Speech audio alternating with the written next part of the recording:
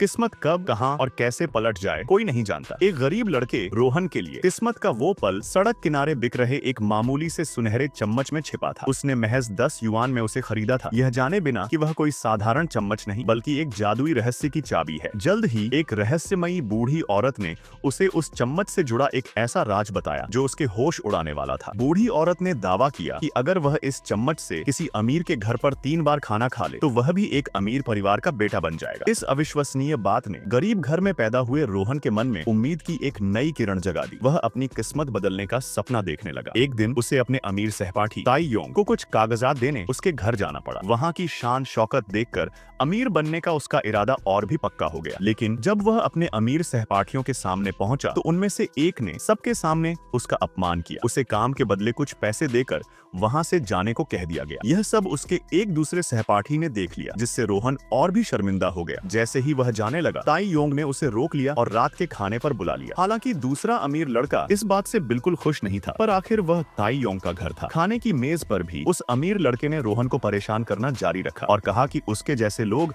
इस मेज पर बैठने के लायक नहीं हैं। पर रोहन को गुस्सा नहीं आया, क्योंकि उसे तो बस अपना सुनहरा चम्मच इस्तेमाल करने का मौका चाहिए था। जैसे ही उसने चम्मच से कुछ निवाले खाए, उस पर एक सुनहरी चमक उभर आई। पहला पड़ाव पूरा हो गया था, अब उसे दूसरे भोजन का मौका चाहिए था। इसके लिए रोहन ने ताई योंग की संपत्ति प्रबंधन रिपोर्ट लिखने में मदद की। यह देखकर ताई योंग की एक अमीर दोस्त लड़की ने रोहन को चेतावनी दी कि वह ताई योंग से दूर रहे, क्योंकि अमीरों की दुनिया उसकी पहुंच से बहुत बाहर है। लेकिन रोहन पर इसका कोई असर नहीं हुआ। वह रिपोर्ट लेकर ताई योंग के घर पहुंचा। ताई योंग बहुत खुश हुआ और रोहन के कहने पर उसे खाने के लिए नूडल्स परोसे गए। रोहन ने धीरे से अपना सुनहरा चम्मच निकाला, लेकिन जैसे ही वह खाने वाला था, ताई योंग के अमीर पिता घर आ गए। रोहन को देखकर वह बहुत हैरान हुए और सबके सामने अपने बेटे को डांटने लगे कि गरीब लोगों से दोस्ती करना सिर्फ समय की बर्बादी है। बेबस होकर ताई योंग ने रोहन को घर से बाहर भेज दिया। दरवाजे पर पहुंचकर भी रोहन ने हार नहीं मानी। वह अपना दूसरा भोजन पूरा करने के बहुत करीब था, लेकिन ताई योंग के पिता ने सारा खेल बिगाड़ दिया। हाथ में सुनहरा चम्मच लिए उसका चेहरा निराशा से भरा था। तभी जब किसी का ध्यान नहीं था, वह चुपके से वापस लौटा, नौकर के हाथ से नूडल्स का कटोरा छीना और जानवरों की तरह जल्दी जल्दी खाने लगा। उसने अपना दूसरा भोजन तो पूरा कर लिया, लेकिन तभी ताई योंग के अमीर पिता और जीवू वहां आ गए। पकड़े जाने पर रोहन की हालत बहुत खराब थी। आगे का पार्ट जानने के लिए इस वीडियो पर 1 लाख व्यू आते हैं, तो मैं इसका अगला पार्ट जरूर लेकर आऊंगा।